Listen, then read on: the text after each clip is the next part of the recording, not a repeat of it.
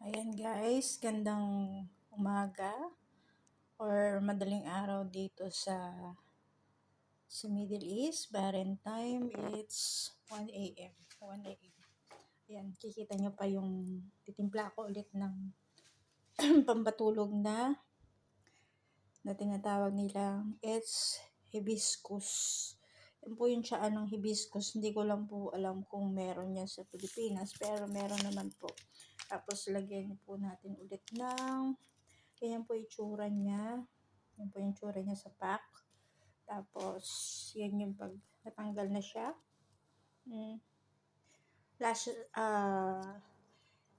Lasang gumamela.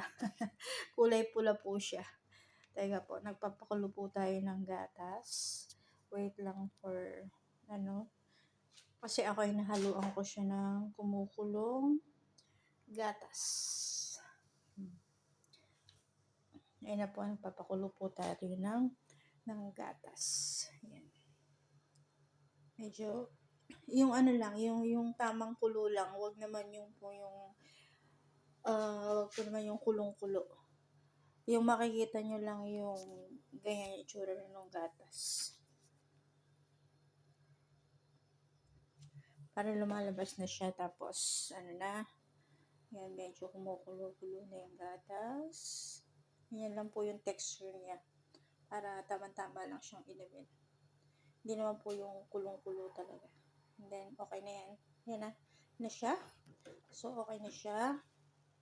So, patayin. Tapos, paisalin natin siya.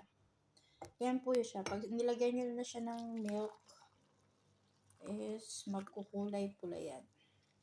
Sobra yung milk. Yan po guys. Yan po itsura niya. Pero, pagka yung hindi nyo hinaluan niya ng gatas, kulay pula yan siya. Kayo na pong bahala kung pwede nyo lagyan ng honey or huwag nyo lagyan ng matamis, huwag nyo lagyan ng asukal. Depende po sa panlasa ninyo. Pero maganda po talaga siyang pampatulog. Isa sa mga katulad kong mga puyat sa gabi, tapos ngayon Ramadan time na, anong oras na yung uwi? It's 1 a.m. in the morning, tapos yan po. Kailangan nyo lang kumain ng mga yung tinapay, yung mga light po sa gabi. Tapos saka yung ganyan, haluan nyo ng milk. Any condensed milk, fresh milk, pwede pong gamitin yan.